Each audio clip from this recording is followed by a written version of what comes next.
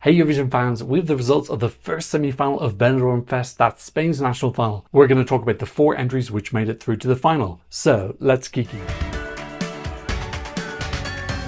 Hi, my name is Tom, I'm an Irish Eurovision analyst and you can find all of this stuff on my Eurovision channel. So the final just finished, we just got the results. I love this new format they have where instead of saying who's first, second, third, we were told the top 4 in the jury in no particular order, the top 4 in the televote in no particular order, and then finally we got the top 4 who made it through to the final. It makes it much more exciting for the final now because we don't know who won the semi-final. In previous Benidorm Fest editions, it's always been the winner of semi-final number 1 versus the winner of semi-final number 2, and it always just ends up being a 2-horse race, not particularly exciting. Now we don't know who's... I thought the stage looked absolutely fantastic. I love this new arena they're in. It looks like the stage is a little bit more separate from the very boisterous crowd. I felt in the previous editions the crowd felt very close to the stage and the judges and kind of more able to intimidate, whereas here I felt like they were a little bit farther away. We could still hear them. I very much felt like the production team were using cheering technology. There were a lot of like very AI sounding cheers put in, but yes, we could hear the crowd shouting for Sonia and Selena to be the last qualifier in. So we could hear the crowd, but I think there was a lot of dubbing as well. Graphics as always, absolutely excellent. This is one of Benidorm Fest's real strengths, is how solid the graphics are with everything. Loved it. And of course, we've got our new split this year where it's 50% televote, 50% jury. There is no demoscopic jury anymore. Okay, now let's go through the results of the 4 qualifiers. The first of those was Kuve, who opened up the show. Really good vocals here. At the time, I didn't really appreciate it as much, but kind of later on, after seeing how a lot of other people struggled vocally, looking back, I was much more appreciative of how strong she was. Gave a little bit of opera almost at the end as well. Really solid despite the fact she was moving around so much. The staging was fine. I really liked the opening 15 seconds. It looked absolutely stunning. And then the end of it looked very similar to Raven's performance in Malmö. It looked really beautiful though. This picture of people on the ground and these beautiful purple and blue clouds. So there were some good ideas here and she held her vocals so well throughout the whole song. It was really impressive. I'm really happy to see as well that she was able to qualify from the opening slot, just kind of dispelling that you need to be later in the running order. It's a short show, so, you know, first isn't that bad. I have to admit, I don't feel like this is going to be a contender in the final. I think the song isn't strong enough. She's really great. I'd like to see her come back with something just a little bit more interesting. I would be surprised if this was a potential winner. Again, the second person to make it through was Lucas Byrne. I was happy about this. Good to have a man in the Benidorm Fest final. I don't know how many we're going to get.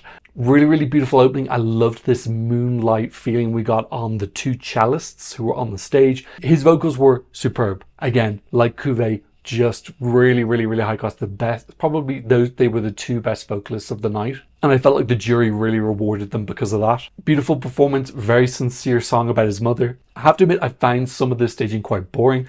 I loved the moonlight bit at the start on the cellists, but then there was just so much of this screensaver background. I don't know why they didn't just change it up.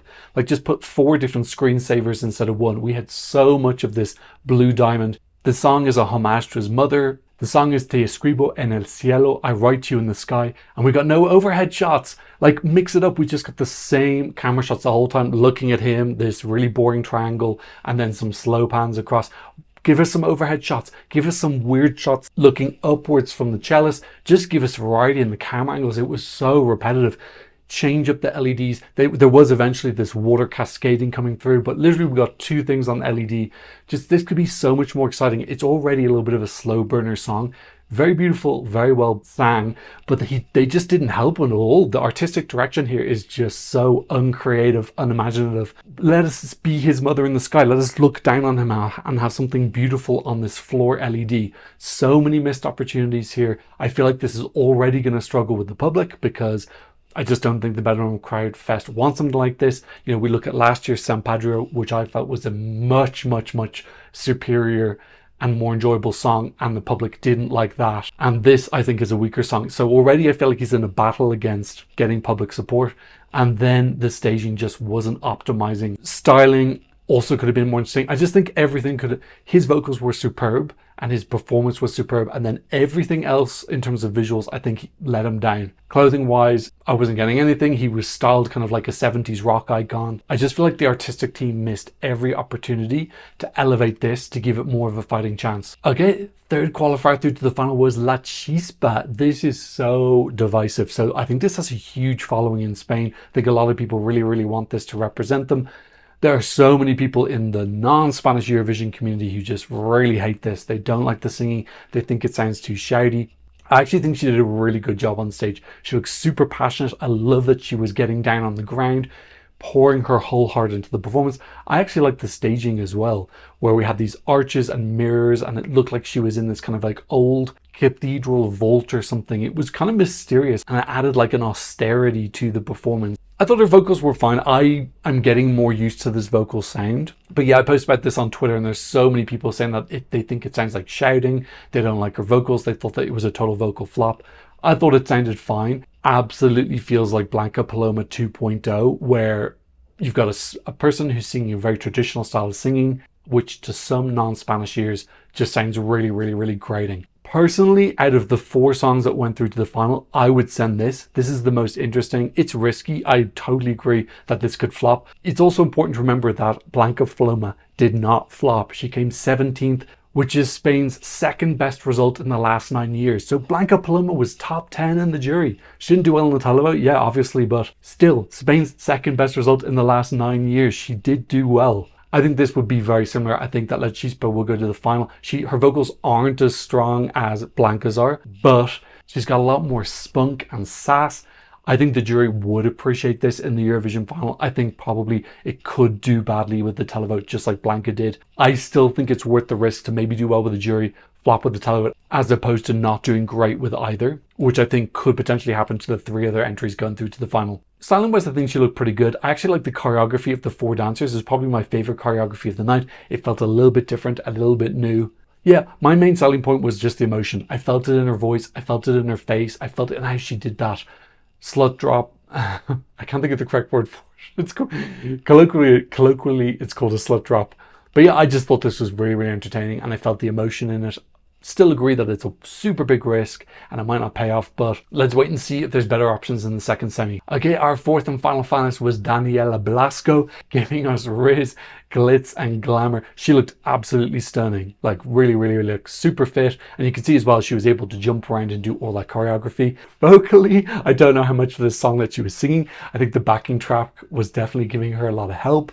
We stan an efficient energy saving queen. She's saving her energy for all of those dance moves. We've seen that in Eurovision before, you know. Noah Corral, I don't think she sang for the last 30 seconds of the song because she was doing all that dance break. So it does happen. Me personally, I don't massively care that much about vocals. If I want to see a vocal competition, I'll watch The Voice or I'll watch X Factor, which I don't watch because I don't care that much about vocals. I want an entertaining show. I want something that looks and sounds good. So I don't mind if she's using playback if it means it's going to sound better. But I think some people are going to have an umbrage with her using that. Lots of big, intense dancing here. I didn't like her dancer's outfit. It was giving like 90s Vanilla Ice to me. I just didn't think it was interesting.